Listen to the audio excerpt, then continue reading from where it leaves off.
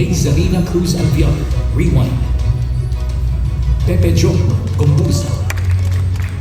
Zig Dulay, Firefly.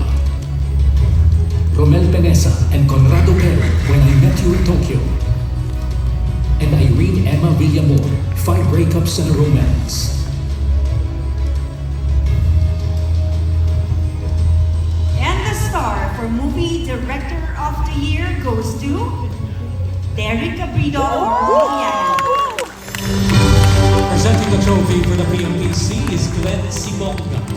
Together with Binibining Pilipinas Samantha Acosta, Brand Ambassador, with Janel Yamado, Lead Marketing of Playtime, to present the 25,000 peso cash prize to the Movie Director of the Year.